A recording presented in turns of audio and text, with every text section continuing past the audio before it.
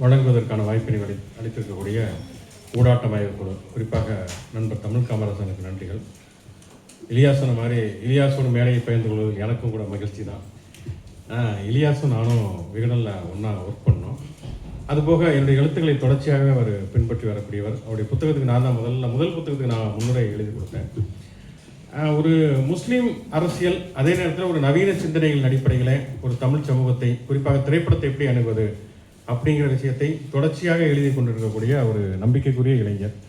ஏன்னா இப்போ தமிழ் இலக்கியம் அல்லது தமிழ் கோட்பாடு அப்படின்னு பார்க்கிற பொழுது கூட இஸ்லாமியர்களுடைய பங்களிப்புங்கிறது மிக குறைவுன்னு சொல்லலாம். படைப்பிலக்கியம் சார்ந்தே பார்த்தோம்னு சொன்னால் இப்போ தோப்பில் முகமது மீரான், ஹஜ்ஜி ரசூல், சல்மா அப்படின்னு சொல்லி மிக குறைவானவர்கள் தான், அதாவது முஸ்லீம் அல்லாத எழுத்தாளர்களோடு ஒப்பிடுகிற பொழுது மிக குறைவாகத்தான் ஒரு படைப்பாளிகள் அப்படிங்கிறதே குறைவாக இருக்கிறார்கள். விமர்சகர்கள் கோட்பாட்டு ரீதியாக விமர்சிப்பது அப்படின்னு பார்த்தால் கூட மிக குறைவு தான். ஜமாலன், முஜிபுர் ரஹ்மான் மாதிரியான மிகச்சிலர் தான் அந்த துறைகளில் கவனம் செலுத்தக்கூடியவர்களாக இருக்கிறார்கள்.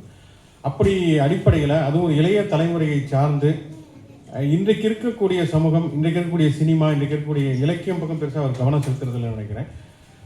இந்த மாதிரியான விஷயங்களை ஒரு நவீன ஆய்வு பார்வைகளின் அடிப்படையில் அணுகுவது அப்படிங்கிறது மிக மிக முக்கியமான ஒரு விஷயம். எனவே அந்த வகையில் நண்பர் இலியாசுக்கும் என்னுடைய வாழ்த்துக்களையும் நன்றிகளையும் சொல்லிக் கொள்கிறேன். இப்போ திராவிட சினிமா அப்படின்னு பேசுகிற பொழுது திராவிட சினிமா என்ன சாதித்தது, என்ன மாதிரியான தாக்கங்களை ஏற்படுத்தியது அப்படின்னு சொன்னோம்னா, திராவிட சினிமாவுக்கு முன்னால் என்ன மாதிரியான நிலைமைகள் இருந்தது அப்படின்னு பார்க்கணும். ஒரு பட்டியல் மட்டும் சொல்கிறேன். திரௌபதி வஸ்திராவணம், மோகினி அவதாரம், காளிதாஸ், லவகுசா, மயில் ராவணன், மார்க்கண்டேயன், ஸ்ரீ கிருஷ்ணலீலா, போஜராஜன், சக்தி கௌசல்யா, இதெல்லாம் திராவிட இயக்கம் சினிமாவுக்குள் வருவதற்கு முன்பு இருந்த சினிமாக்களுடைய தலைப்புகள், டைட்டில்கள். இது திராவிட இயக்கம் வந்ததற்கு பிறகுதான் அதெல்லாம் மாற ஆரம்பிக்கிறது. பொதுவாக ஒரு மாற்றம் என்பது இரண்டு வகையில் நடக்கணும். ஒன்று வடிவத்திலும் ஒரு மாற்றம் நடக்கணும், அதனுடைய உள்ளடக்கத்திலேயும் மாற்றம் நடக்கணும். அப்போதான் ஒரு முழுமையான மாற்றமாக இருக்கும். அந்த அடிப்படையிலே திராவிட சினிமா என்பது அதனுடைய வடிவத்திலையும், ஃபார்ம் மற்றும் கண்டென்ட், வடிவம் மற்றும் உள்ளடக்கம் இரண்டிலுமே ஒரு குறிப்பிடத்தக்க மாற்றத்தை ஏற்படுத்தியதுதான் திராவிட சினிமா செய்த ஒரு மிக முக்கியமான ஒரு விஷயம். அப்போ அதனுடைய வடிவம், திராவிட சினிமா என்கிற ஒன்று உருவாவதற்கு முன்பு தமிழ் சினிமாவுடைய வடிவம் என்பது என்னன்னா ஒரு சமஸ்கிருதமயமாக்கப்பட்ட ஒரு வடிவமாக அது இருந்தது. அதனுடைய உள்ளடக்கம் என்பது அது ஒரு கடவுள் சார்ந்த, ஒரு பார்ப்பனியம் சார்ந்த ஒன்றாக இருந்த பொழுது அந்த வடிவம் உள்ளடக்கம் இரண்டையும் மாற்றியதில் திராவிட சினிமாக்களுக்கு மிக முக்கியமான ஒரு பங்கு இருக்கிறது. இப்போ இப்படி ஒரு நீளமான ஒரு டைட்டில் நம்ம திரௌபதியிலிருந்து ஆரம்பித்து போஜராஜன் கதை வரைக்குமே ஒரு டைட்டில் இருக்கிறப்ப அண்ணாவினுடைய ஒரு திரைப்படத்திற்கு வேலைக்காரி அப்படிங்கிற ஒரு டைட்டில் வைக்கப்படுகிறது. ஒரு அடித்தட்டு வர்க்கத்தை சார்ந்த ஒரு மிக எளிய பெண் வேலைக்காரி அப்படிங்கிற ஒரு டைட்டில்ங்கிறது அன்னைக்கு தமிழ் சினிமாவுக்கு ஒரு புதியது அப்படின்னு சொல்லலாம். அதே மாதிரி கலைஞர் வசனம் எழுதிய பல திரைப்படங்களில் பார்த்தீங்கன்னா பெண்களுடைய பெயர்கள் தான் நிறைய திரைப்படங்களுக்கு இருக்கும். அது ராஜகுமாரி, மருதநாட்டு இளவரசி, மந்திரிகுமாரி, அரசியலங்குமரி அப்படின்னு சொல்லி பெண்களை அடிப்படையாக கொண்ட பெயர்கள் அப்படின்றது. அது என்னன்னா வழக்கமாக இந்த புராண நீக்கம் செய்யப்பட்ட பெண்கள், புராண நீக்கம் செய்யப்பட்ட பாத்திரங்கள் என்பதை அடிப்படையாக கொண்டதாக அது இருக்கிறது. அண்ணல் அம்பேத்கர் சொல்கிற போது சொல்வார், மதமாற்றத்தை பற்றி சொல்கிற போது சொல்வார், மதமாற்றம் என்பது அடிப்படையில் பெயர் மாற்றம் என்று சொல்வார். பெரியார் கூட சொல்வார், இணையிழிவு நீங்க இஸ்லாமிய தழுவுங்கள் அப்படின்னு சொல்கிற பொழுது ஒரு ராமசாமிங்கிறவர் ஒரு 4 மணிக்கு இஸ்லாத்தை தழுவி விட்டு அவர் ஒரு ரஹமத்துல்லாவாக மாறுகிற பொழுது அவருக்கு உடனடியாக அந்த இன இழிவு, ஒரு சாதி இழிவுங்கிறது நீங்குகிறது. இப்போ பெயர் மாற்றம் என்பது மிக மிக முக்கியம் அப்படிங்கிற அடிப்படையில் டைட்டில் இருந்து ஆரம்பித்து கதாபாத்திரங்களுடைய பெயர்கள் வரைக்குமே மாற்றியதில் திராவிட சினிமா மிக முக்கியமான பங்கு வகித்தது. அந்த பெயர்களை ஒரு தூய தமிழ் பெயர்களாக, மத அடையாளம் இல்லாத பெயர்களாக திராவிட சினிமா தொடர்ச்சியாக முன்வைத்த பொழுது அது ஒரு பரவலாச்சு. இப்போ நல்ல தம்பின்னு ஒரு திரைப்படத்தை என்எஸ் கிருஷ்ணன் இயக்குகிறார் அப்படின்னு சொன்னால் நல்ல தம்பிங்கிற பெயரே அன்றைக்கு நிறைய குழந்தைகளுக்கு பெயர் சுட்டினார்கள். அதே மாதிரி வேலைக்காரி திரைப்படத்தில் ஆனந்தன் என்பது கதாபாத்திரத்தினுடைய பெயர். அவரே அந்த படத்தில் நடித்த நடிப்பிசை புலவர் KR ராமசாமி தன்னுடைய குழந்தைக்கு ஆனந்தன் என்ற பெயர் சுட்டினார். 1001 எம்ஜிஆருடைய பெயர் மணிமாறன். நிறைய பேர் மணிமாறன் என்ற பெயர் வைப்பதற்கு அந்த 1001 திரைப்படம் காரணமாக இருந்தது. அப்ப ஒரு வடிவத்தை மாற்றுவது, அதனுடைய அடையாளத்தை மாற்றுவது அப்படிங்கிறதுல திராவிட சினிமா என்பது மிக முக்கியமாக ஒன்றாக இருந்தது. ஆய்வாளர் MSS பாண்டியன் சினிமாவை பற்றி சொல்கிற பொழுது சொல்வார், சினிமா என்கிற ஒரு கலை தமிழ் சமூகத்தில் வந்த பொழுது இங்கே இருந்த பார்ப்பனர்களும் மேட்டுக்குடியினரும் அதை ஒரு இழிவான கலையாக பார்த்தார்கள். ஏன் அப்படின்னு சொன்னா, ஒரு திரையரங்கத்துல எல்லா சாதிக்காரர்களும் ஒன்றாக உட்கார்ந்து படம் பார்க்கிறார்கள், எல்லா வர்க்கத்தை சேர்ந்தவர்களும் ஒன்றாக உட்கார்ந்து படம் பார்க்கிறார்கள் என்பதை அவர்கள் விரும்பவில்லை, அவர்கள் ரசிக்கவில்லை.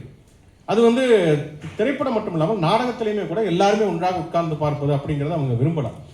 அப்போ என்ன செய்யப்பட்டதுன்னா, இப்போ வந்து ஒரு சாஸ்திரிய சங்கீதம் அல்லது பரதநாட்டியம் போன்றவை உயர்வான கலைகளாகவும் நாடகம் திரைப்படம் எல்லாம் இழிவான கலைகளாக பார்த்தது. அப்போதான் அந்த கூத்து அப்படிங்கிறத கேலி கூத்து, கூத்தாடி மாதிரியான வார்த்தைகள் உண்டானது. அப்போ திராவிட இயக்கம் வருகிற பொழுது என்ன செய்ததுன்னா, திராவிட இயக்கத்தை சேர்ந்த தலைவர்கள் வந்து வெறுமனே வந்து நாடகங்களை எழுதுகிறார்கள் அல்லது திரைப்படங்களை எழுதினார்கள் அப்படிங்கிறது இல்லை, அவங்களே அதில் பங்கு பெற்ற நடிகர்களாக இருந்தார்கள்.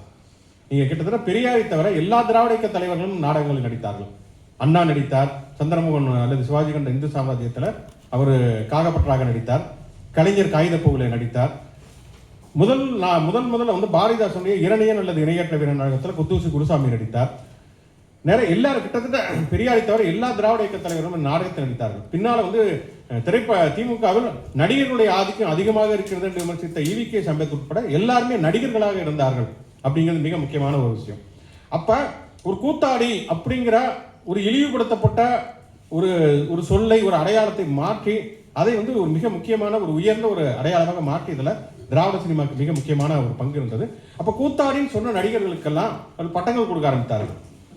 நடிப்பேசை புலவர் கே ஆர் ராமசாமி, லட்சிய நடிகர் SSR, புரட்சி நடிகர் MGR, நடிகர் திலகம், கலைவாணர், நடிகவியல் அப்படிங்கிற பட்டங்கள் கொடுக்கப்பட்டாங்க. அதே மாதிரி பார்த்தோம்னா இப்போ அண்ணாவுக்கும் கலைஞருக்கும் சரி, அவர்களுக்குரிய இந்த அறிஞர் கலைஞர் அப்படிங்கிற பட்டங்கள் வழங்கப்பட்டது நாடக மேடைகளில் தான். கே ஆர் ராமசாமி நீதிதேவன் மயக்கத்தை வந்து நாடகமாக புரிகிற பொழுது அவர் தான் முதல்ல அறிஞர் அண்ணாவின் வசனத்தில் நீதிதேவன் மயக்கம் அப்படின்னு சொல்லி விளம்பரம் செய்கிறார். கலைஞருக்கு வந்து போர்வால் நாடகத்தில் வந்து M.R. ராதா நடிக்கிற பொழுதுதான் அவருக்கு கலைஞர் என்கிற பட்டம் வழங்கப்படுகிறது. அது ஒரு வரலாறு சொல்வாங்க, ஒரு வாய்மொழி வரலாறு தான், உறுதிப்படுத்தப்பட்ட வரலாறு கிடையாது. அப்போ நாடகத்தை நடிக்கிற பொழுது, போர்வால் நாடகத்தில் வந்து கலைஞரும் M.R. ராதாவும் நடிக்கிற பொழுது பொதுவாக வந்து M.R. ராதாவை பொறுத்த வரைக்கும் அவருக்கு வந்து அண்ணாவை விட கலைஞர், பெரியார் இவர்களை தான் அதிகம் பிடிக்கும். ஏன்னா அண்ணா ஒரு சாத்வீகமான ஒரு தலைவராக இருப்பார். அப்படிங்கிறப்ப M.R. ராதா வந்து எப்பயுமே வந்து ரொம்ப வைப்ரண்டாக இருப்பார். அவருக்கு வந்து அண்ணாவை விட இவங்களை தான் அதிகமாக பிடிக்கும். அப்படிங்கிறப்ப நாடகத்தில் நடித்து கொண்டதப்ப திடீர்னு கேட்டாராம், அண்ணாவை தளபதிங்கிறது அழைப்பது வழக்கம். இன்னைக்கு வரைக்கும் தளபதிங்கிற அந்த வார்த்தை தொடர்கதையாக வந்து தமிழ் சமூகத்தில் இருக்கிறது. முதல்ல வந்து அதை பெரியாருடைய காலத்தில் வந்து உருவாக்கப்பட்டு பின்னால் ஸ்டாலின், விஜய், இன்னைக்கு வரைக்கும் அந்த தளபதி வருகிறது. அப்போ M.R. ராதா திடீர்னு கேட்டாராம், தளபதிங்கிறீங்களே, எத்தனை போருக்கு போனார் உங்கள் தளபதி? அப்படிங்கிறப்ப கலைஞர் உடனடியாக சொன்னாராம், உரையில் இருந்தாலும் வாளுக்கு வாழ் என்றுதான் பெயர், மீட்டப்படவிட்டாலும் வீணைக்கு வீணை என்றுதான் பெயர் அப்படின்னு சொன்னாரு. அதற்கு பிறகுதான் வந்து M.R. ராதா வந்து அவருக்கு கலைஞர்ங்கிற பட்டம் வழங்கப்பட்டார் அப்படிங்கிற ஒரு வரலாறு இருக்கு. இன்னொரு பக்கம் பட்டுக்கோட்டை அழகிரி வந்து வழங்கப்பட்டார் அப்படிங்கிற ஒரு வரலாறும் இருக்கிறது. எப்படியாக இருந்தாலும் கூட அது அந்த நாடக மேடையில் தான் வழங்கப்பட்டது. அப்ப அறிஞர்கிற பட்டமாக இருந்தாலும் சரி, இது கலைஞர்கிற பட்டமாக இருந்தாலும் சரி, அது ஒரு நாடக மேடையில் வழங்கப்பட்டது அப்படிங்கிறத பார்க்கிறோம். அப்ப இந்த கலை என்பதுல மிக முக்கியமான ஒரு பங்களிப்பை வந்து தொடர்ச்சியாக செய்தது. கலையையும் இலக்கியத்தையும் தங்கள் கருத்துக்களை பரப்பக்கூடிய ஒரு ஆயுதங்களாக பயன்படுத்தியது மட்டுமில்லாமல் அது ஒரு அரசியல் அதிகாரத்தை கைப்பற்றுவதற்கான ஒரு ஆயுதமாக பயன்படுத்தி வெற்றி கண்ட ஒரே இயக்கம் இந்தியாவிலேயே திராவிட இயக்கம் தான். ஏன்னா மற்ற இயக்கங்கள் எல்லாமே வந்து குறிப்பாக இடதுசாரிகள் அந்த விஷயத்தை வந்து தவற விட்டார்கள். பின்னால பார்த்தோம்னா ஜீவா அதற்கான முயற்சிகள்லாம் எடுத்துக்கிறார். பீப்புள்ஸ் பிலிம்ஸ் என்கிற ஒரு கம்பெனியை ஆரம்பித்து சில படங்களை எல்லாம் அவர்கள் தயாரிக்கிறார்கள். அது பெரிய அளவில் வெற்றி பெறவில்லை. பின்னாலே பாதை தெரியுது பார், சில நேரங்களில் சில மனிதர்கள் போன்ற படங்களை எல்லாம் அவர்கள் எடுக்கிறார்கள் அப்படிங்கிறத பார்க்கிறோம். ஆனால் ஒரு இயக்கமாகவே ஒரு நாடகங்களும் திரைப்படங்களும் ஒரு இடையிடை நிகழ்த்தி அதை வந்து தங்கள் கருத்துக்களை பரப்புவது மட்டுமல்லாமல் ஒரு அதிகாரத்தையும் கைப்பற்ற முடியும் என்று திராவிட இயக்கம் வந்து நிரூபித்தது அப்படிங்கிறது மிக முக்கியமான ஒரு விஷயம். அதுலேயும் குறிப்பாக பார்த்தோம்னா பெரியாரை பொறுத்த வரைக்கும் பார்த்தீங்கன்னா அவருக்கு வந்து அவர் ஒரு மிக முக்கியமான ஒரு தலைவராக, ஒரு போராளியாக இருந்தாலும் கூட கலை மீதும் இலக்கியத்தின் மீது அவருக்கு ஒரு விலகல் மனோபாவம் இருந்தது அப்படிங்கிறது உண்மைதான். இலக்கியத்தின் மீது அல்லது இலக்கியவாதிகள் மீது ஒரு விலகல் மனோபாவம் பெரியாருக்கு இருந்தது என்பதை நம்ம புரிந்து கொள்ளலாம். ஏன்னா அன்னைக்கு இருந்த தமிழறிஞர்கள், அன்றைக்கு இருந்த எழுத்தாளர்கள், படைப்பாளிகள், கவிஞர்கள் எல்லாருமே ஒரு கெட்டுத்தட்டி போன ஒரு மனநிலையில் இருந்தார்கள். அவர்கள் வந்து பெரியார் வந்து தொடர்ச்சியாக தமிழ் இலக்கியத்தை விமர்சிக்கிறார். இதுல வந்து சாதியம் இருக்கிறது, இதுல ஆணாதிக்கம் இருக்கிறது, இதெல்லாம் மாற்ற வேண்டும் அல்லது ஒரு எழுத்து சீர்திருத்தம் கொண்டு வர வேண்டும் அப்படிங்கிறப்ப அதை அவங்க ஏற்றுக்கொள்ளக்கூடிய மனநிலையில் இல்லை.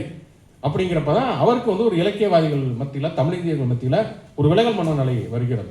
கதிரவேல் பிள்ளைங்கிற ஒரு தமிழறிஞர் பெரியாரோட தொடர்ச்சியாக விவாதம் பண்ணுறார். வீட்டுக்கு வந்து அவர் முதல்ல பால்லாம் கொடுத்து அவர் வரவேற்று உபசரிக்கிறார்.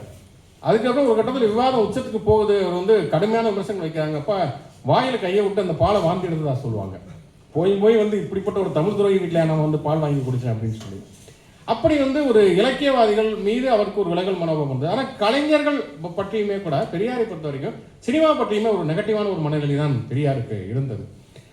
அண்ணாவுக்கு அதிலிருந்து ஒரு மிகப்பெரிய மாறுபட்ட கருத்து இருந்தது. திராவிட சினிமாக்கள் அல்லது திராவிட நாடகங்கள், ஒரு திராவிட கலையை வளர்த்துறதுல அண்ணாவுக்கு மிக முக்கியமான பங்கு இருக்கிறது. எம்.ஆர். ராதாவுடைய நாடகம் போர்வால் நாடகம் முதலாக 1945 திராவிடர் கழகமாக மாறின பிறகு 1946 திராவிடர் கழகமாக மாறுகிறது.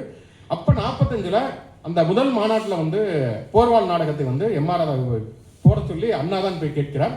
அப்போ வந்து எம்.ஆர். ராதா வந்து இயக்கத்தோட தொடர்புடையவர் கிடையாது.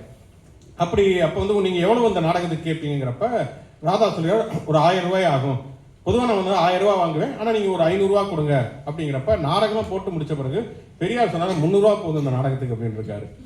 அப்புறம் 300 ரூபாயை வாங்கி அண்ணா எல்லாத்துலேயும் ஒரு 200 ரூபா வசூல் பண்ணி கொண்டு போய் 500 ரூபாயை கொடுத்துருக்கிறார். அப்படிதான் வந்து தொடர்ச்சியாக வந்து பெரியாருக்கு வந்து அந்த அந்த கலையினுடைய முக்கியத்துவம் என்பது பெரிய அளவில் அவருக்கு தெரியவில்லை. ஆனால் அதே நேரத்தில் அவர் முற்றிலுமாக அவர்களை நிராகரிக்கவும் இல்லை. அவருடைய பெரியார் இயக்கத்தில் வந்து தொடர்ச்சியாக நாடகங்கள் போடப்பட்டது.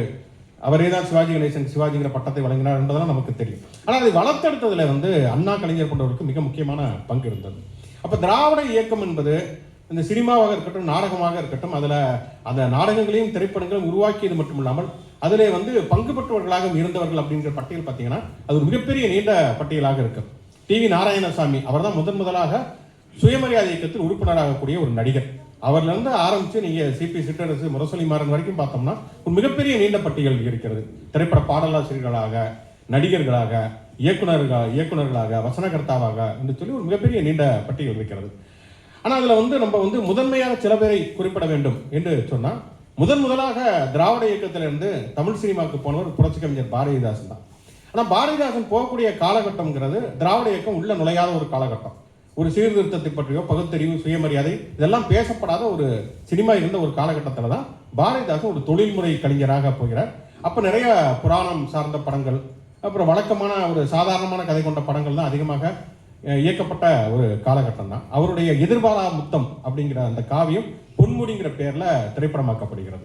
அதை தாண்டி பெரிய அளவில் பாரதிதாசனுக்கு அந்த திரைப்படங்கள்ல பெரிய அளவு மாற்றத்தை ஏற்படுத்துவதற்கான வாய்ப்பு கிடைக்கிறார். ஒரு கட்டத்தில் அவர் திரைப்படங்களை விட்டு விலகுகிறார். அவர் கவிதை கூட எழுதியிருப்பார். இப்படியெல்லாம் திரைப்படம் வந்து மிக மோசமாக எடுக்கிறாருன்னு ஒரு கவிதை கூட எழுதியிருப்பார்.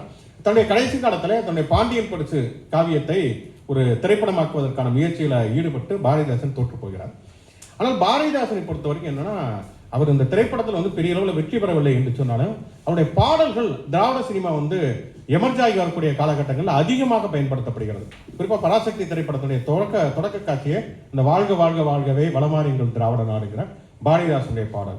அதே போல துன்பம் நேர்கையில் யாழ் எடுத்து இன்பம் சேர்க்க மாட்டாயா, கலங்கரை விளக்கம் படத்துல சங்கே முழங்கு, பஞ்சவண்ணங்கிற படத்துல தமிழுக்கும் அமுது என்று பேர்னு சொல்லி பாரதிதாசனுடைய பாடல்கள் அதிகம் பயன்படுத்தப்பட்டது அப்படிங்கிறது திராவிட சினிமாக்கள் உச்சத்தில் இருந்த காலகட்டம். திராவிட சினிமாக்கள் மட்டும் இல்லாமல் மற்ற சினிமாக்கள், பஞ்சவண்ணங்கிற திரைப்படம் ஒரு திராவிட சினிமா கிடையாது. ஆனால் அந்த படங்களிலும் பாரதிதாசன் பாடல்கள் பயன்படுத்தப்பட்டது. நல்லா கவனிச்சோன்னா அந்த திராவிட சினிமாக்கள் கொஞ்சம் கொஞ்சமாக குறைந்து அது கிட்டத்தட்ட வந்து ஒன்றுமில்லை அப்படிங்கிற நிலைமை உருவானதற்கு பிறகு பாரதிதாசன் பாடல்களே தமிழ் சினிமாவில் கிடையாது. அதுக்கப்புறம் பாரதியார் தான் அதிகமான ஒரு ஐக்கானாக முன்னிறுத்தப்படுகிறார். 80களில் பாரதி ராஜா, பாலச்சந்தர் போன்றவர்கள் வருகிற பொழுது பெரியாரெல்லாம் பெண்ணியத்தில் பின்னுக்கு தள்ளப்பட்டு பெண்ணியத்திற்கான ஒரு ஐக்கானாக பாரதியார் முன்னிறுத்தப்படுகிறார்.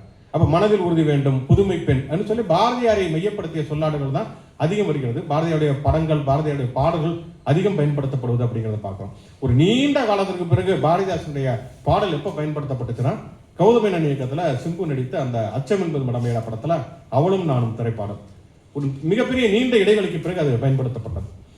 ஆனால் பாரதிதாசனுடைய தாக்கத்தினால் வந்து ஏராளமான கவிஞர்கள் உருவானதை போல, பாரதிதாசன் பரம்பரை என்ற கவிஞர்கள் உருவானது போல திரைப்பாடல் ஆசிரியர்களும் பாரதிதாசனுடைய தாக்கம் பெற்ற ஏராளமான பாடலாசிரியர் இருந்தார்கள். பட்டுக்கோட்டை கல்யாணம் சொன்னா பாடல் எழுதும் பொழுதே பாரதிதாசன் வாழ்க அப்படின்னு சொல்லி மேலே எழுதித்தான் தன்னுடைய பாடலை எழுதுவார் அப்படின்னாங்க. அதே போல வந்து பாரதிதாசன் வந்து உயிரோடு இருந்தவரை கண்ணதாசன் கவியரசு அப்படிங்கிற பட்டத்தையே போட்டுக்கலாம். கல்கண்டு புத்தகத்துல தமிழ்வாணன், லேனா தமிழனுடைய தந்தை தமிழ்வாணனுடைய கேள்வி பதில்ங்கிறது ரொம்ப பிரசித்தி பெற்ற ஒன்று. அப்போ ஒரு கேள்வியில கேட்குறாங்க, கண்ணதாசனை கவியரசுன்னு அழைக்கலாமேங்கிறப்ப பாரதிதாசன் உயிரோடு இருக்கிற வரைக்கும் கண்ணதாசன் வந்து அந்த பட்டத்துக்கு தகுதியானவர் கிடையாது, அதுக்கு முழு தகுதி பாரதிதாசனுக்கு தான் அப்படின்னு சொல்லி அவர் தமிழ்வாணன் பதிலளிக்கிறார். அப்படி புரட்சி கவிஞர் பாரதிதாசன் அவர் நேரடியாக திரைப்படத்தில் இருந்தாலும் இல்லாவிட்டாலும் அவரை வந்து மக்களிடத்திலே கொண்டு போய் சேர்த்ததுல திராவிட சினிமாக்களுக்குங்கிறது மிக முக்கிய பங்கு இருக்கிறது. அதே போல திராவிட இயக்கத்தில் நேரடியாக இல்லாவிட்டாலும் திராவிட இயக்கத்தினர் தமிழ் சினிமாவுக்கு வருவதற்கு முன்பே ஒரு சீர்திருத்த கருத்துக்களை சினிமாவில் கொண்டு போனவர் கலைவாணர் NS கிருஷ்ணன். அவர் தான் முதல்ல வந்து இந்த மாதிரியான பல்வேறு விதமான கருத்துக்களை அவர் சினிமாக்களில் கொண்டு போகிறார். இத்தனையும் பார்த்தீங்கன்னா NS கிருஷ்ணன் திராவிட கழகத்திலோ திமுகவிலோ உறுப்பினர் கிடையாது. அவர் வெறுமனே திராவிட இயக்கம் மட்டுமல்ல, அவர் காந்தியினுடைய கதர், தீண்டாமை ஒழிப்பு, மதுவிலக்கு போன்ற கருத்துக்களின் மீதும் ஆர்வம் கொண்டவர்.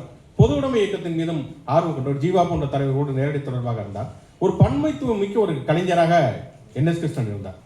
அவர் காந்தியம், இடதுசாரி, திராவிடம் என்கிற எல்லா விதமான சிந்தனைகளையும் ஏற்றுக்கொண்டு அங்கீகரித்துக் கொண்ட, அதை பற்றி பரப்பக்கூடிய ஒருவராக NS கிருஷ்ணன் இருந்தார் அப்படிங்கிறது மிக மிக முக்கியமான ஒரு விஷயம். அவர் பெரியாருடைய அறிமுகமெல்லாம் வருவதற்கு முன்பே பார்த்தோம் சொன்னா, அவர் நடிக்கக்கூடிய படங்கள், அதுவும் புராண படங்கள் தான் அதிகமாக நடிக்கப்பட்டது. அந்த படங்கள்ல கூட அவர் தொடர்ச்சியாக சீர்திருத்தத்தை பேசினார். திருநீலகண்டர் அப்படிங்கிற ஒரு படத்துல அவர் ஒரு பாடல் பாடுகிறார். மலையவன் நாவில் அவள் உறைவது நிஜமானால் மலஜலம் கழிப்பது எங்கே எங்கே. அது சரஸ்வதியே நாட்டில் இருக்கு அப்படிங்கிறப்ப சரஸ்வதி எங்க மலஜலம் கழிப்பாங்க அப்படிங்கிற ஒன்றை அவர் கேட்கிறார். மாணிக்க வாசகங்கிற படத்தில் ஒரு பார்ப்பனராக நடிக்கிறார். ஒரு வேலைக்கார பெண்ணை அவர் பாலியல் ரீதியிலாக வன்முறைக்கு உள்ளாக்கப்படுகிற பொழுது, நீங்களாம் உசந்த ஜாதி, நீங்களாம் தொடக்கூடாது அப்படிங்கிறப்ப இந்த விஷயத்தெல்லாம் தீட்டு கிடையாது அப்படின்னு அவர் வசனம் பேசுகிறார். அதே போல பார்த்தோம்னு சொன்னா, அவர் நந்தனார் கதையை அவர் கிந்தனார் கதை என்று மாற்றி, அது எப்படி இன்னைக்கு இருக்கக்கூடிய நவீன சூழலை எப்படி தீண்டாமல் இருக்கிறது என்பதையுமே அவர் தன்னுடைய நாடகங்கள்ல படங்கள்ல காட்சிப்படுத்தப்படுவராக அவர் இருந்தார். ரயில் என்பது எப்படி கார்ல் மார்க்ஸ் ரயில், தொழிற்சாலைகள் போன்றவைகள் சாதி அமைப்புகள்ல ஒரு இறுக்கத்தை தளர்த்தி விடும் என்று சொன்னாரோ, அதுபோல எப்படி ரயில் என்பது எப்படி எல்லா சாதியினரும் பயணம் செய்யக்கூடிய ஒன்றாக இருக்கிறது என்பதை கலைவாணர் NS கிருஷ்ணன் தன்னுடைய பாடல்கள் வழியாக, தன்னுடைய நாடகங்கள் வழியாக அவர் காட்சிப்படுத்துகிறார். அதே போல பார்த்தோம்னு சொன்னா இப்ப லாரல் ஹார்டி மாதிரி தமிழ் சினிமாவில் ஒரு இளையராக ஒரு நகைச்சுவையை கொண்டு வர முடியும் அப்படிங்கறத முதல்ல NS கிருஷ்ணன் தான் கொண்டு வருகிறார். Kalaivanar NS Krishnan, T.A. மதனம், அந்த ஜோடிங்கிறது அன்னைக்கு ஒரு புகழ்பெற்ற ஜோடியாக இருந்தார்கள். அவர் பெரும்பாலும் இந்த மாதிரியான சீர்திருத்த கருத்துக்களை ரொம்ப நகைச்சுவையாக சொன்னார்கள். ஒரு சினிமா எடுத்துட்டு அந்த சினிமாவை போட்டு பார்த்து அவங்க பெரிய அளவில் திருப்தி வரல, இந்த படம் ஓடுமா ஓடாதாங்கிற சந்தேகம் வந்ததுன்னா, படத்துக்கு சம்மந்தம் இருக்கிறதோ இல்லையோ NS கிருஷ்ணனையும் மதனத்தையும் நடிக்க வச்சு அந்த ட்ராக்கை சேர்த்ததெல்லாம் உண்டு. பின்னால் அது கவுண்டமணி செந்திலுக்கு நடந்தது அப்படிங்கிறது நமக்கு தெரியும். அப்படி தொடர்ச்சியாக பார்த்தோம்னு சொன்னா அப்படி இருந்தது அவ்வளவு வெற்றிகரமா. லட்சுமிகாந்தன் கொலை வழக்கில் தியாகராஜ பாகவதரும் NS கிருஷ்ணனும் கைது செய்யப்பட்டு சிறையில் அடைக்கப்படுகிறார்கள். அப்ப திராவிட இயக்கம் அவர்கள் விடுதலை செய்வதற்காக அவ்வளவு பெரிய முயற்சி எடுத்தது நமக்கு தெரியும். ஆனால் அந்த சிறையிலிருந்து அவர்கள் விடுதலை ஆனதுக்கு பிறகு தியாகராஜ பாகவதர், அதுதான் தமிழ் சினிமாவுடைய முதல் சூப்பர் ஸ்டார். ஆனால் அவர் சிறையிலிருந்து விடுதலை ஆனதுக்கு பிறகு அவரால் பழைய உச்சத்தை அடையவே முடியவில்லை. ஆனால் NS கிருஷ்ணன் தொடர்ச்சியாக ஒரு உச்சத்தில் இருந்தார் அப்படிங்கிறது மிக மிக முக்கியமான ஒரு விஷயம். அப்படி அவர் ஒரு புகழுடைய உச்சத்தில் இருந்த காலகட்டத்தில் அவர் வெறுமனே தன்னுடைய வணிக வெற்றிக்காக மட்டுமே தன்னுடைய ஒரு ஸ்டார்டமை பயன்படுத்தாமல் தொடர்ச்சியாக இந்த மாதிரியான கருத்துக்களை சொல்வதற்கு பயன்படுத்துறார் அப்படிங்கிறது தான் மிக மிக முக்கியமான ஒரு விஷயம். அதே போல நான் முதலே சொன்னது மாதிரி அண்ணாவுக்கான ஒரு கலைமனங்கிறது மிக மிக முக்கியமான ஒரு விஷயம். அப்ப ஒரு திராவிட இயக்கம் என்பது சுயமரியாதை இயக்கம் அல்லது திராவிட கழகம் என்பது வெறுமனே அரசியல் சார்ந்த ஒரு இயக்கமாக மட்டுமே தொடர்ச்சியாக இருந்த பொழுது கலையினுடைய பங்களிப்பு மிக மிக முக்கியம் என்பதை அண்ணா தொடர்ச்சியாக வலியுறுத்திக் கொண்டே இருந்தார். அவர் தான் முதல்ல M.R. ராதாவை திராவிட கழக மாநாட்டில் நாடகம் போட வைக்கிறார். NS கிருஷ்ணனை பெரியாரிடம் அறிமுகப்படுத்துகிறார். அவர் தான் முதல்ல NS கிருஷ்ணனை பற்றி ஒரு விரிவான ஒரு கட்டுரை திராவிட நாடு இதழில் எழுதுகிறார். அவ்வை T.K. சண்முகம் சகோதரர்கள் குமாஸ்தாவின் பெண் அப்படிங்கிற ஒரு நாடகத்தை போறாங்க. அந்த நாடகத்தை பார்த்துட்டு அவர் விரிவான ஒரு கட்டுரையுமே அவர் எழுதுகிறார், விடுதலையில் எழுதுகிறார் நினைக்கிறேன். அதுலதான் இந்த நாடக பிரதிங்கிறது எந்த அளவுக்கு ரொம்ப பலவீனமா இருக்கு, இதுல என்னென்னலாம் பிரச்சனை இருக்குது அப்படின்னு அவர் எழுதுகிறார். அதுக்கப்புறம் T.K. சண்முகம் சகோதரர்களே அண்ணாவை அழைத்து இதை கொஞ்சம் இந்த நாடக பிரதியை மேம்படுத்தி தாங்க அப்படின்னு அண்ணாட்ட கேட்கிறாங்க. அதுக்கப்புறம் அவர் மேம்படுத்தி தருகிறார். அப்படி அவருக்கு அவருடைய நாடகங்களை திரைப்படமாக்க வேண்டும் அப்படிங்கிற முயற்சிகள் எடுக்கிறப்ப இப்ப NS கிருஷ்ணனும் சரி, கலைஞரும் சரி, அவங்க சினிமாக்களை அரசியல் ரீதியான கருத்துக்கள் முன்வைத்தாலும் கூட அதை தாண்டி வணிக ரீதியான வெற்றி அப்படிங்கிறதும் அவங்க தொடர்ச்சியாக கவனம் செலுத்தினார்கள். ஒரு வெற்றிகரமான கலைஞராக NS கிருஷ்ணன் இருந்தார். ஒரு வெற்றிகரமான கதைவசன கர்த்தாவாக கலைஞர் இருந்தார். அரசியலை தாண்டிய படங்கள்ல அவர்களுடைய பங்களிப்புங்கிறது இருந்தது. இப்ப இருவர் உள்ளவங்க ஒரு திரைப்படம் எடுத்தீங்கன்னா பெரிய அளவுல அரசியலே இருக்காது, கலைஞருடைய வசனத்தில் இருக்கக்கூடிய படங்கள். ஆனா அண்ணா ரொம்ப ரொம்ப கராராக இருந்தார். தான் ஒரு பங்களிக்கக்கூடிய படம்னா அது கண்டிப்பாக ஒரு அரசியல் சார்ந்த படமாகத்தான் இருக்கணும் அப்படிங்கிறதுல ரொம்ப ரொம்ப கவனமாக இருந்தார். அவர் முதல்ல ஒரு திரைப்பட முயற்சிங்கிறது உதயணனுடைய கதை, உதயகுமார காவியம், அந்த சிற்றிலக்கிய இது என்ன சொல்லுவாங்க, ஐஞ்சிறு காப்பியத்துக்கு உண்டான அந்த உதயகுமார காப்பியத்தை வாசவதத்தா அப்படிங்கிற ஒரு படமாக எடுக்கணும் அப்படின்னு சொல்லி அண்ணாவை அணுகிற பொழுது அவர் என்ன சொல்கிறாருன்னா, நான் இதுக்கு எழுதி தரேன், ஆனால் இதுக்கு நடிப்பதில் டிவி நாராயணசாமியை தான் நீங்க ஹீரோவா போடணும் அப்படின்னு கேட்கிறார். டிவி நாராயணசாமி தான் முதல் சுயமரியாதை இயக்கத்தில் முதல் உறுப்பினரான நடிகர். ஆனா அந்த முயற்சி அதுக்கப்புறம் நின்று போயிடுது. அதே மாதிரி சாண்டோ சின்னப்ப தேவர் அண்ணாட்ட போய் அவர் வழக்கம் போல அவர் அந்த காலத்து நாராயணன் அப்படிங்கிறனால இந்த நாய் சிங்கம் இதெல்லாம் வச்சு ஏதாவது கதை எழுதித்தாங்கன்னு கேட்டிருக்காங்க. அப்பெல்லாம் நான் எழுத மாட்டேன் அப்படின்னு அண்ணா மறுத்திருக்கிறார். ஜெமினியினுடைய தயாரிப்பான எஸ் வாசன் இயக்கிய ஔவையார் திரைப்படம் வந்த புதுதில் அண்ணாட்ட போய் பாராட்டுரை கேட்குறாங்க.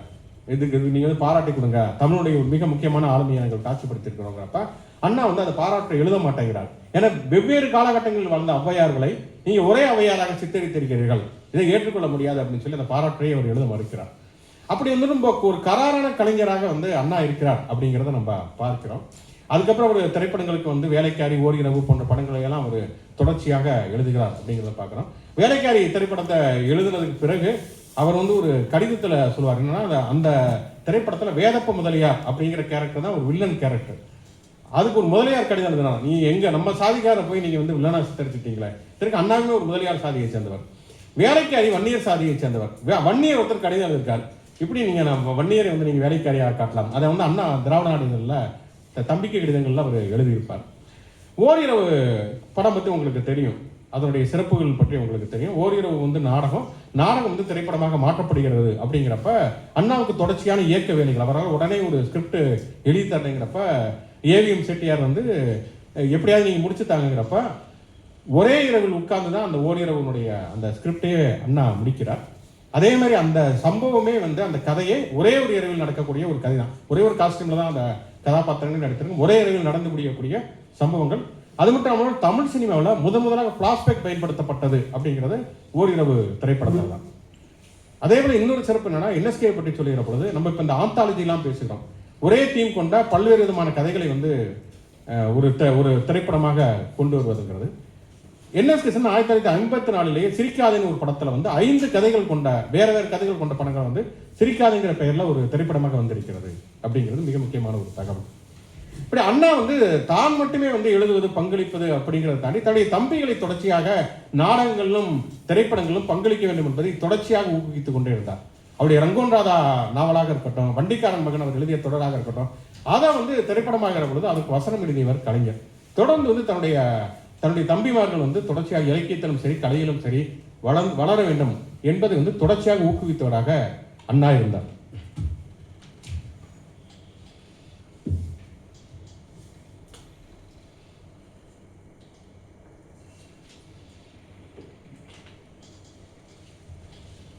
கலைஞர் பற்றி நம்ம சொல்லவே வேண்டியதில்லை. கலைஞர் உண்மையிலேயே ஒரு திராவிட சினிமாவுடைய ஒரு லெஜண்ட் அப்படின்னு சொல்லலாம். அவர் ஒரு வெற்றிகரமான ஒரு கலைஞராகவும் அவர் இருந்தார். அதே நேரத்தில் தன்னுடைய கருத்தையில் ரொம்ப வீரியமாக மக்களிடம் கொண்டு சேர்ப்பதற்கு நாடகங்கள், சினிமாக்கள் எல்லாவற்றையுமே பயன்படுத்தினார். அண்ணா ஒரு மன்னர் படத்துக்கு கூட ஒரு கதவசனம் எழுதுறதே கிடையாது. கலைஞர் ஏராளமான மன்னர் படங்கள் எழுதுறார்.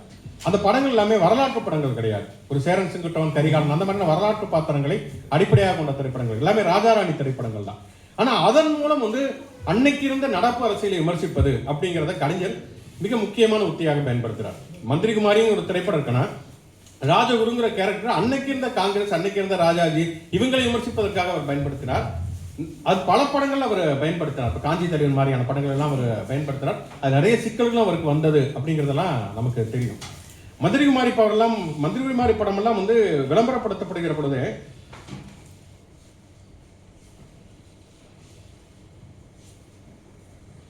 Manthiri Kumari is a powerful dialogues picture அப்படின்னு சொல்லி தான் ஆங்கிலத்தில் விளம்பரப்படுத்தப்பட்டிருக்கிறது.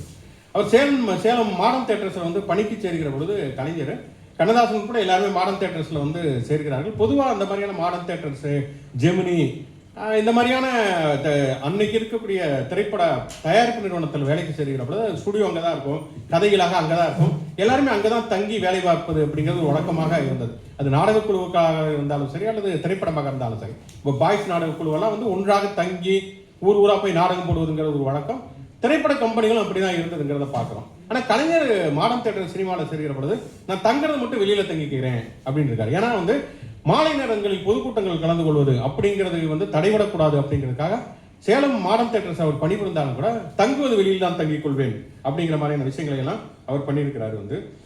அதே மாதிரி பராசக்தி திரைப்படம் பற்றி நம்ம சொல்லவே வேண்டியதில்லை. பராசக்தி திரைப்படங்கிறது தமிழ் சினிமாவுடைய ஒரு பெஞ்ச் மார்க்.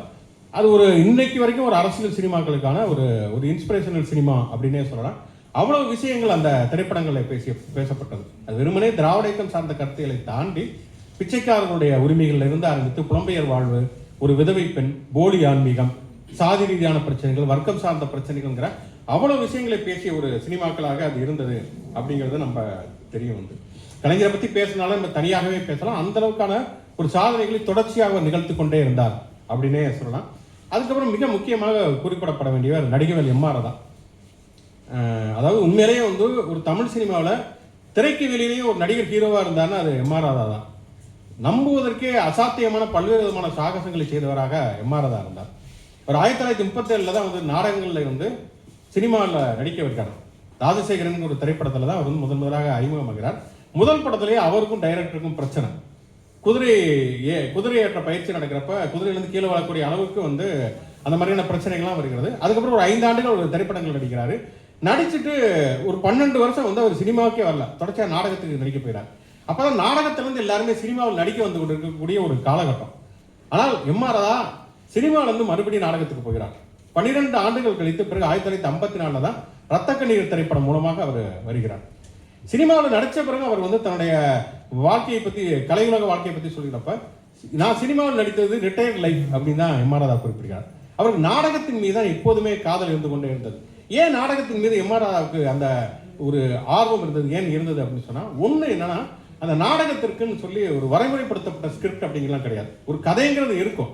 ஆனா என்னன்னா, அன்னைக்கு என்ன நடக்கிறதோ அதையே ஒரு வசனமாக அதை வந்து தன்னுடைய பார்வையாளர்கள் மத்தியில் பேசுவதுங்கிறத எம்.ஆர். பழக்கமாக வைத்திருந்தார். இப்போ இன்னைக்கு ஒரு நாடகம் எம்.ஆர். போட்டால் அவர் கண்டிப்பாக கரப்பான்பூச்சி ஜனதா கட்சியை பற்றி ஒரு வசனம் இருக்கும்.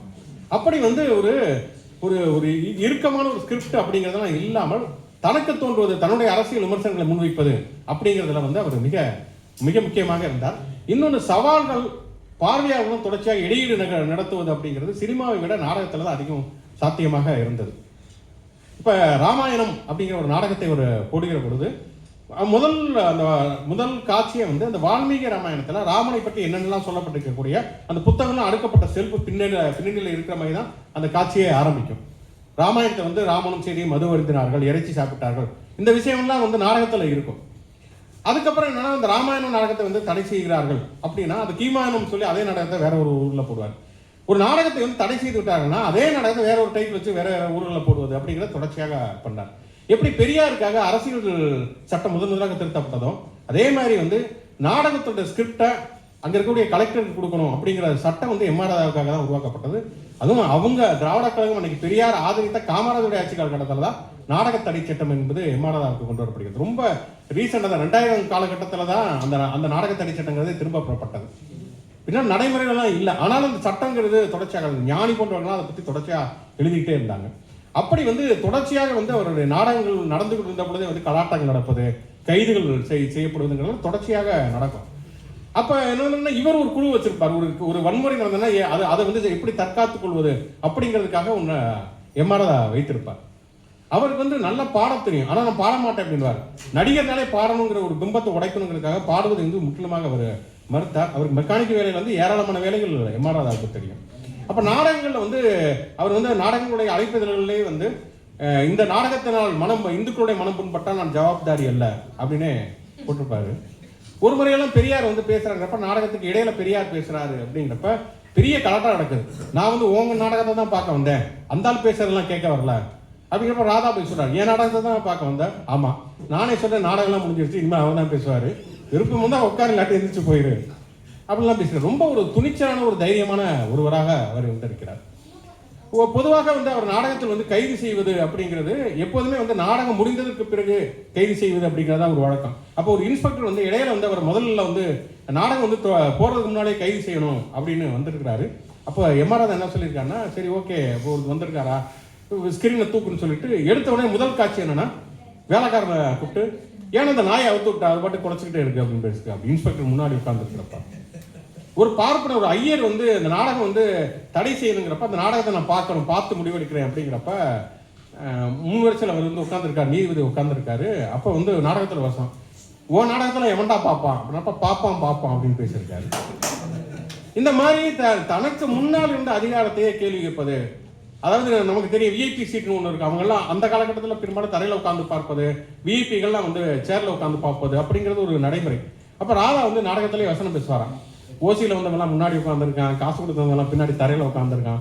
அந்த மாதிரி வந்து எல்லா விதமான அதிகாரங்களையும் கேள்வி வைப்பது என்பதை தொடர்ச்சியாக நடிகர்கள் எம் ஆர் ராதா செய்கிறார். திரைப்படத்திற்கு வந்ததுக்கு பின்னாலே அவர் தொடர்ச்சியாக அதை வந்து நிகழ்த்தி கொண்டே இருந்தார். அது மட்டும் இல்லாமல் ஒரு மிகச்சிறந்த ஒரு நடிகராகவுமே அவர் இருந்தார். 1966 அவருக்கு வந்து சிறந்த நடிகர் அப்படிங்கிற ஒரு விருது வந்து மாநில அரசு வந்து வழங்குகிறது. கவர்னர் வந்து கொடுக்கப்படுவதாக இருக்கிறப்ப எம் ஆர் ராதா சொல்றாரு, இந்த கவர்னருக்கு தமிழே தெரியாது, கண்டிப்பாக அவர் அந்த படம்லாம் பார்த்துருக்க மாட்டாரு, அதனால அவர் கையால் விருது வாங்க மாட்டேன்னு சொல்லி அதை புறக்கணிக்கிறார். பாகப்பிரிவினை திரைப்படத்தை வந்து இந்தியில வந்து ரீமேக் பண்றப்ப அப்ப சுனில் தத் சொல்றார், இந்த படத்தை வந்து ரீமேக் பண்றப்ப சிவாஜியினுடைய பாத்திரத்தில் திலீப் குமார் நடிக்கிறார், அவர் சிவாஜியை விட கூட சிறப்பாக நடித்து விடலாம், ஆனா எம் ஆர் ராதாவுடைய ஒரு நடிப்பை தான் ஒருத்தர் வந்து ரீமேக் பண்றப்ப நடிப்பது என்பதுதான் மிக சிரமம் அப்படிங்கிறார்.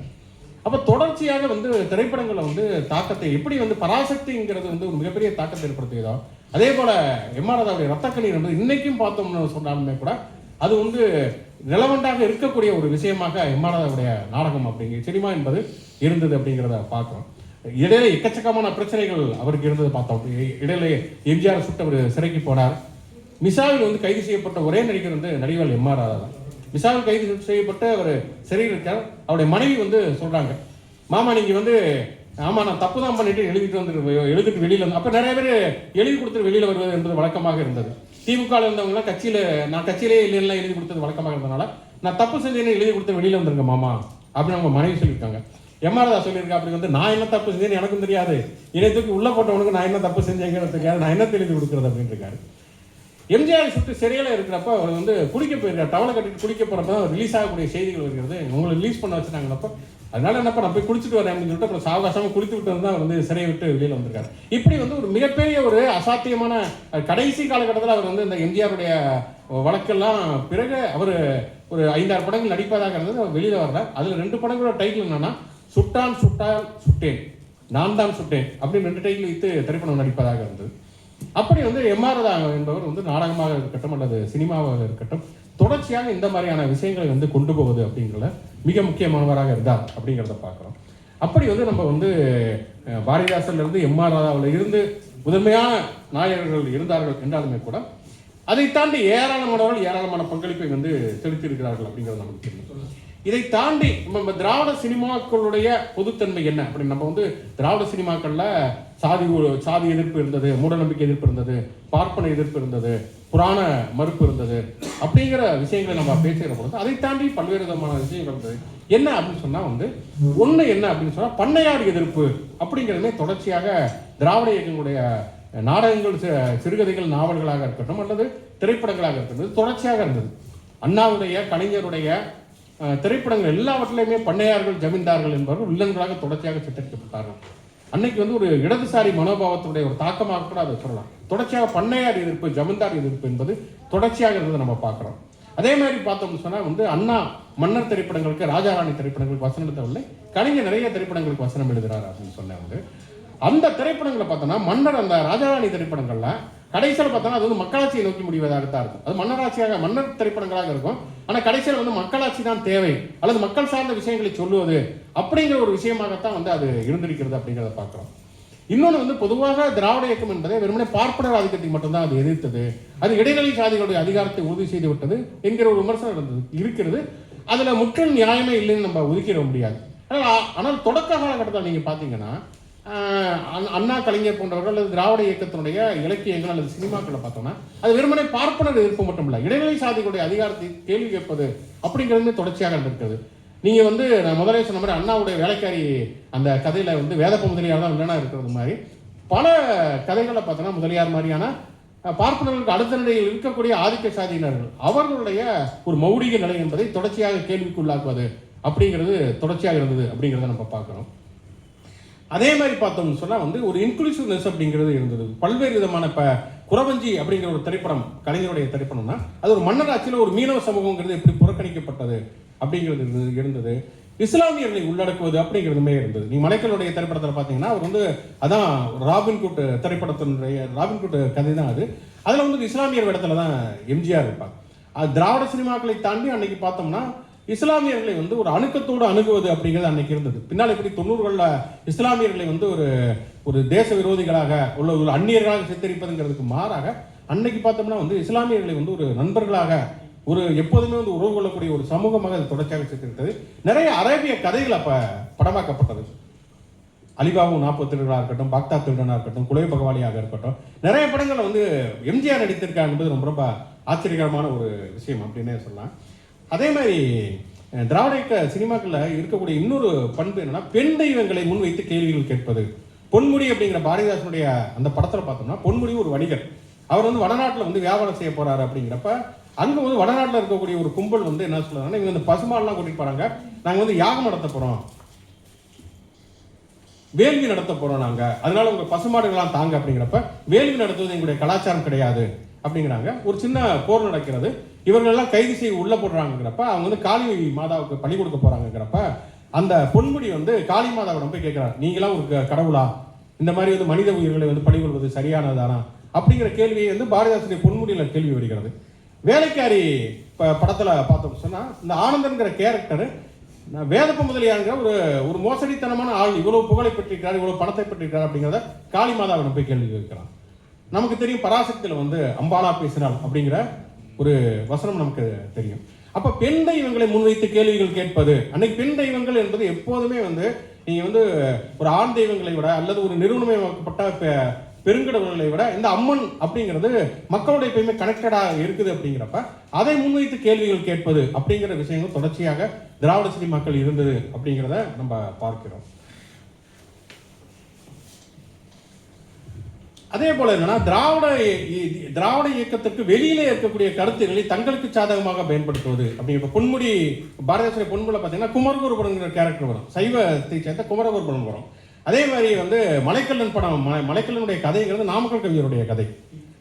மனோகரா வந்து பொம்மன் சம்பந்த முதலியார், இவங்களாம் தேசியம் சார்ந்தவர்கள். அவருடைய கதைகளை எடுத்துக்கொண்டு அதை எப்படி திராவிட இயக்கத்திற்கு ஏற்ற மாதிரி அடாப்ட் பண்ணுவது அப்படிங்கிறத தொடர்ச்சியாக செய்தார்கள் என்பது மிக முக்கியம். அதே மாதிரி கலைஞரை பொறுத்த வரைக்கும் மிக முக்கியமாக குறிப்பிட வேண்டியது என்னன்னு சொன்னா, பெரியார் தொடர்ச்சியாக தமிழ் இலக்கியங்களை வந்து அவர் விமர்சித்துக் கொண்டே இருந்தாருன்னா அதுல வந்து சாதியம் இருந்தது, ஆணாதிக்கம் இருந்ததுங்கிற அடிப்படையில். அதே நேரத்தில் தமிழ் இலக்கியத்தை நம்ம ஒரு ஒற்றை இலக்கியமாக பார்க்க முடியாது, அதுல ஒரு அவைதீக மரபுங்கிறது இருந்தது. தமிழ்ல 50 காப்பியங்களும் சரி, 5 காப்பியங்களும் சரி, சமண பௌத்த காப்பியங்கள் தான். அதை வந்து பெரியார் அன்னைக்கு வந்து அந்த அளவுக்கான ஆய்வுகள் கிடையாது. இத்தனைக்கு மயிலசிறி வெங்கடசாமி தான் பௌத்தமும் தமிழும் சமணமும் தமிழும் எல்லாம் எழுதுகிறார் என்று சொன்னாலும் மிகப்பெரிய விரிவான ஆய்வுகள் கிடையாது. ஆனா கலைஞர் எடுத்து கையாண்ட பெரும்பாலான கதைகள் எல்லாமே இந்த அவைதீக மரபில் இருந்து பௌத்த சமண கதைகள் இருந்தான். அவர் மந்திரிகுமாரியில குண்டலகேசி அப்படிங்கிற ஒரு கதை எடுத்து தான் ஒரு பாத்திரத்தை உருவாக்குறார். பூம்புகார் அது ஒரு சமண காப்பியம். திருக்குறளை வந்து மக்களிடம் கொண்டு போவது, திருக்குறளை வந்து திரைப்படங்களை கொண்டு வருவது மாதிரியான விஷயங்களை கலைஞரும் சரி மற்ற திராவிட இயக்கத்துடன் கொண்டு வருகிறார்கள் அப்படிங்கிறத பார்க்கிறோம்.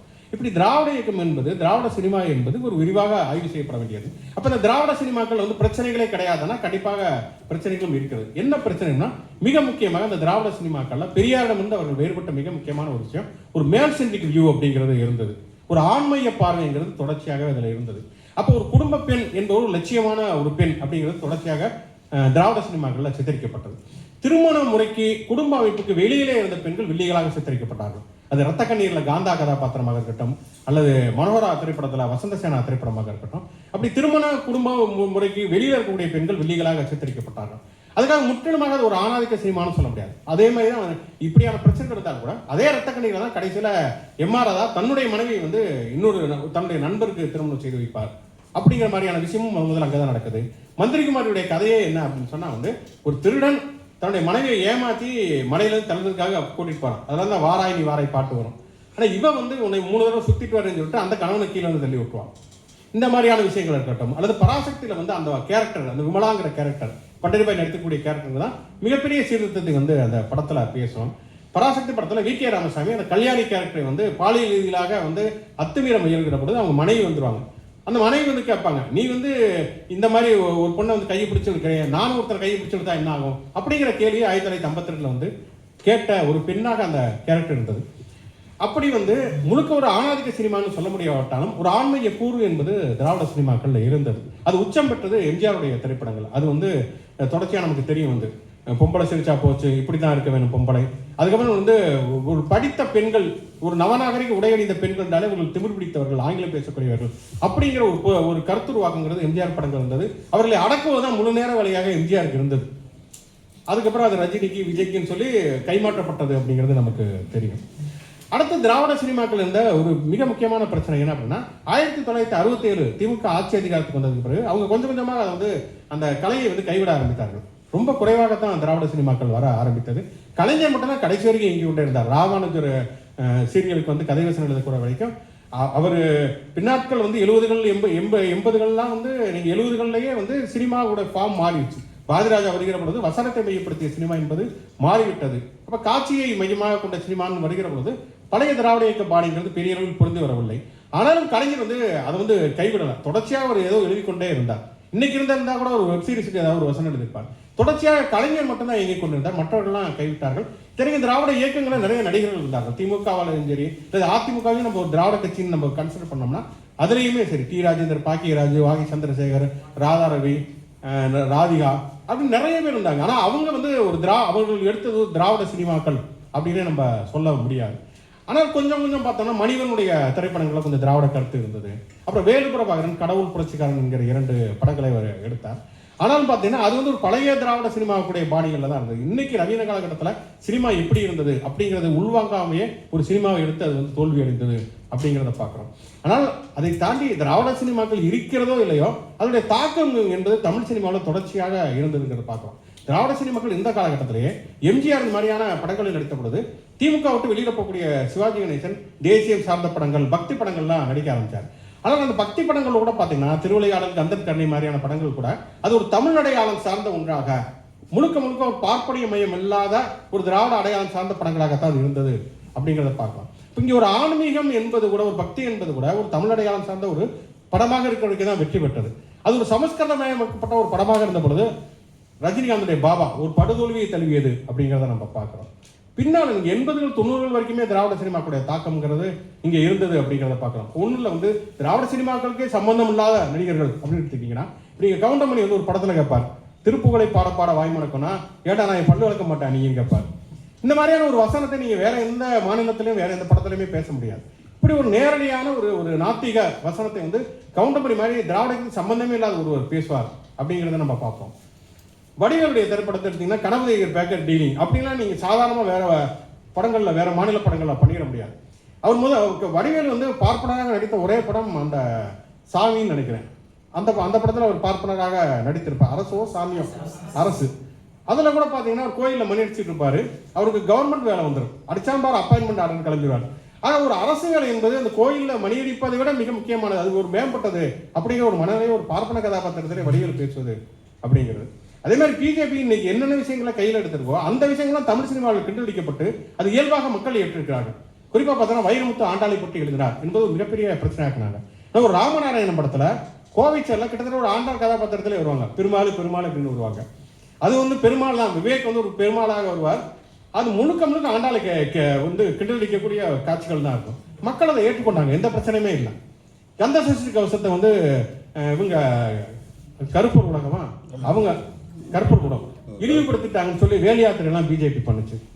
நீ நல்லா பார்த்தீங்கன்னா கந்த சஷ்டி கவசத்தை வைத்தே ஒரு விரகதாப பாடல் தமிழில் வந்தது, 18 வயது இளமுட்டு மனதுன்னு ஒரு பாட்டு. நடித்தவர் யாருன்னா நைட்டு 2 மணிக்கு தன்னோட கட்சியை கழிச்சு பிஜேபியில் சேர்ந்த சரத்குமார் தான் அதில் ஹீரோவாக நடித்தார். அதை மக்கள் ஏற்றுக்கொண்டார்கள். இல்லை கந்த சஷ்டி கவசத்தை இப்படி ஒரு விரகதாப பாடலாம் மாற்றுறாங்க அப்படிங்கிறதெல்லாம் இல்லை. ராமாயணம் நீங்கள் பார்த்தீங்கன்னா ராமாயணம் அந்த காலகட்டத்தில் மட்டும் இல்லை, பிரபுதேவனுடைய காத்தடிக்குன்னு ஒரு பாடல் வரும். அந்த பாட்டில் வந்து சில நொடிகள் வந்து ஒரு ராமாயண காட்சி வந்துட்டு போகும்.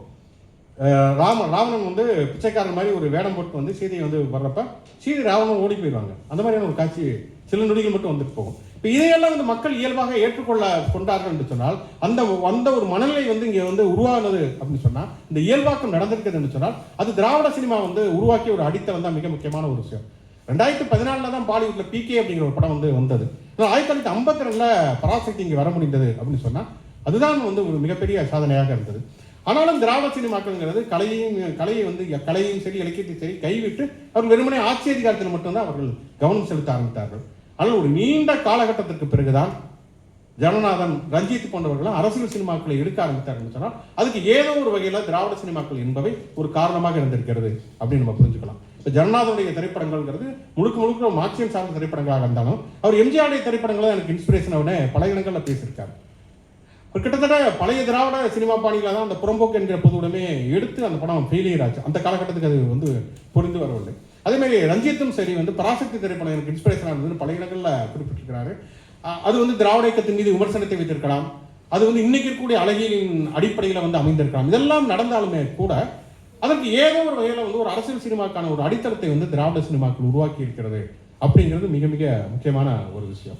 அது இன்றைக்கு வரைக்கும் அது தொடர்ச்சியாக நடைபெற்று கொண்டே இருக்கிறது அப்படிங்கிறத பார்க்கலாம். ஆனால் இன்னைக்கு அதெல்லாம் தாண்டி இப்போ நம்ம சொல்றோம் இல்லையா, இப்போ ராமனா இருக்கட்டும், முருகனா இருக்கட்டும், இதெல்லாம் இயல்பாக கிண்டடிப்பது தமிழ் சினிமாவில் நடந்திருக்கிறது.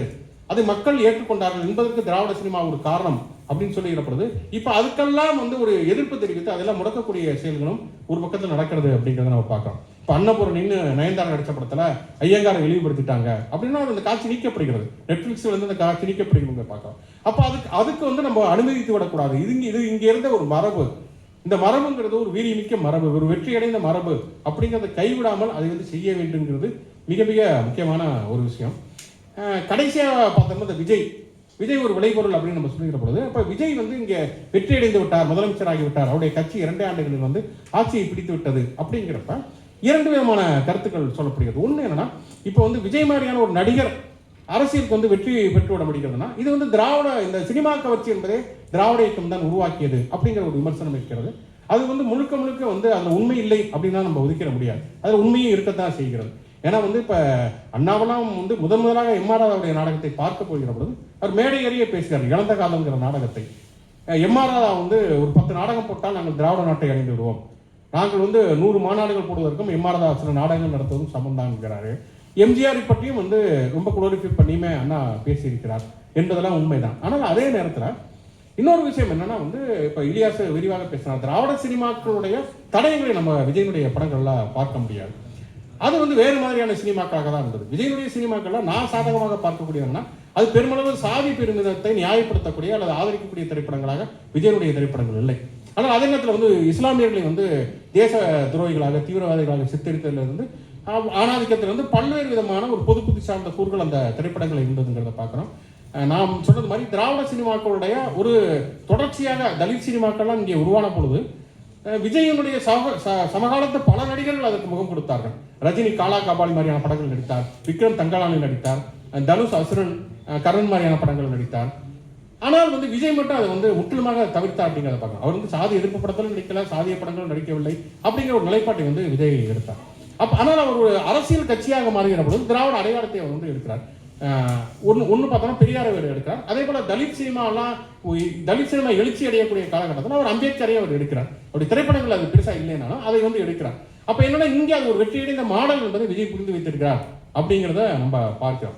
ஆனால் அதே நேரத்தில் திராவிட இயக்கத்துடைய நீட்சியாக விஜயை நம்ம கருத முடியுமா அப்படிங்கிறது மிக அடிப்படையான ஒரு கேள்வி தான். ஆனால் 2 பேருமே சினிமாக்களில் தான் தொடர்ச்சியாக இயங்கி இருக்கிறார்கள். சினிமா ஒரு பவர்ஃபுல் ஊடகம் அப்படிங்கிறத 2 பேருமே புரிந்து வைத்திருக்கிறார்கள். அதை பயன்படுத்தி ஆட்சி அதிகாரத்துக்கும் வந்திருக்கிறார்கள். ஆனால் திராவிட இயக்கம் என்பது சினிமாவில் செய்த நிகழ்த்தியது ஒன்று, ஆனால் விஜய் நிகழ்த்தியதுங்கிறது வேறாக இருக்கிறது அப்படிங்கிறத நம்ம புரிஞ்சுக்கிறோம். அதுக்கான காரணங்கள் பற்றியும் இலியாஸ் நிறைய விஷயங்கள் சொல்றாரு. இன்னைக்கு என்ன மாதிரியான விஷயங்கள் மாதிரி இருக்கு தொலைக்காட்சியில் இருந்துங்க. அவர் சொன்ன ஒரு விஷயம் எனக்கு மிக முக்கியமாகப்பட்டது என்னன்னா, இந்த திரை எப்படி நீங்க அல்காரிதம் படி நமக்கு இப்போ என் டைம்லைனில் வரக்கூடிய விஷயம் ஒன்றா இருக்கும், இலியாஸோட டைம்லைனில் வர்றதா ஒன்றா இருக்கும், இவருடைய டைம்லைனில் வர்றது ஒன்றா இருக்கும் அப்படிங்கிறது. அப்போ நம்ம முதல்ல நான் சொன்னேன் இல்லையா, எம்எஸ்எஸ் பாண்டியன் சொல்லுகிற பொழுது ஒரு திரையரங்கத்தில் எல்லாரும் உட்கார்ந்து பார்க்கிறார்கள், எல்லா சாதிக்காரர்களும் பார்க்கிறார்கள், எல்லா வர்க்கத்தை சேர்ந்தவர்களும் உட்கார்ந்து பார்க்கிறார்கள் அப்படிங்கிற ஒரு விஷயம் வந்தது. அப்போ என்னன்னா ஒரே திரை தான் இருந்தது. அந்த ஒரே திரைங்கிறது ஒரு கூட்டு உளவியலை உருவாக்கியது. இன்னைக்கு நமக்கு எல்லாத்துக்குமே ஒரே திரையில் உட்காந்து சினிமா பார்த்தா நமக்கு எல்லாத்துக்குமே ஒவ்வொரு பொண்ணையும் தனித்தனி திரைகள் இருக்கிறது. என்னுடைய அல்காரிதத்துக்கு என்னுடைய டைம்லைனுக்கு ஏற்ற மாதிரியான ஒரு தனித்திரை இருக்கிறது. இலியாஸுக்கு ஒரு தனித்திரை இருக்கிறது, தமிழ் காமராசனுக்கு ஒரு தனித்திரை இருக்கிறது.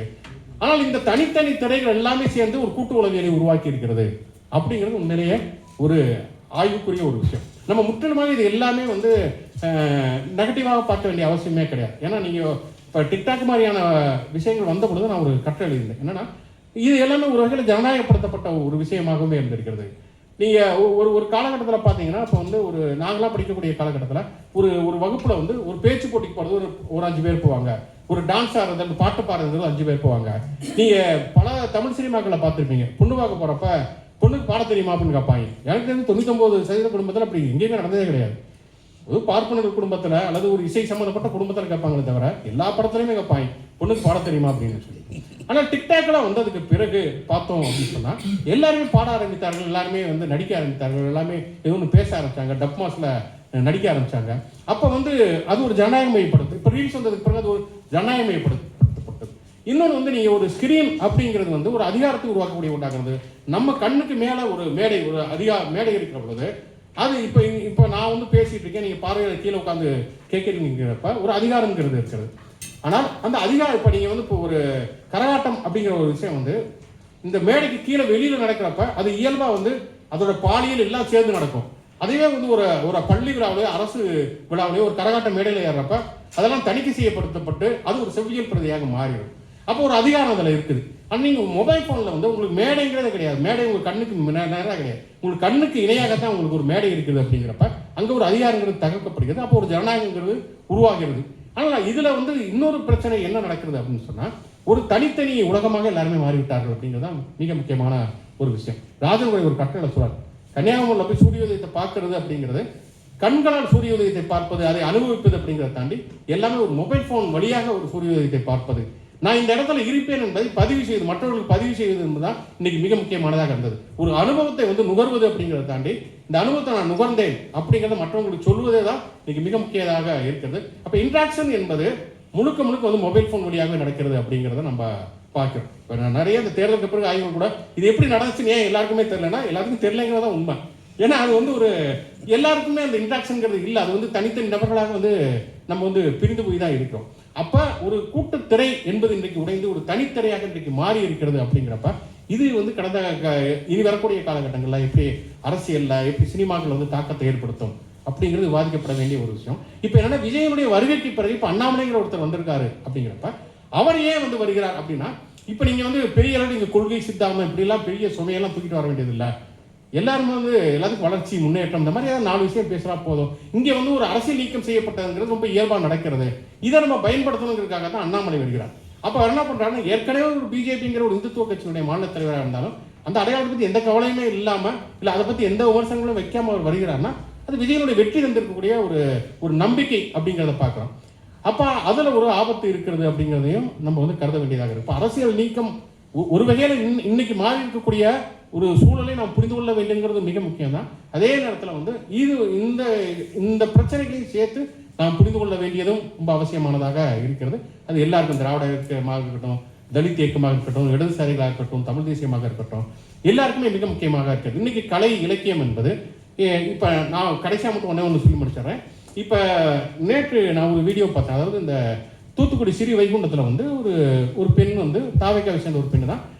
தாவேக்கா நிர்வாகிகள் 2 பேர் வந்து குளிர்பானத்தில் மயக்க மருந்து கொடுத்து பாலியல் வன்முறை பண்ணிடுறாங்க. அப்போ அவங்க ஒரு வாக்குமூலம் கொடுக்குறாங்க, முகம் மறைக்கப்பட்ட ஒரு வாக்குமூலம் வருகிறது. அவங்க தனக்கு இழைக்கப்பட்டிருக்க விஷயங்களை பற்றிலாம் அவங்க விளக்குறாங்க. விளக்கிறவங்க என்ன சொல்கிறாங்கன்னா என்னை வந்து 2 பேர் பாலியல் வன்முறை பண்ணிட்டாங்க. அதுக்கப்புறம் நிறைய பேர் வந்து என்னை வந்து இந்த மாதிரியான விஷயத்துக்கு கூப்பிடுறாங்க.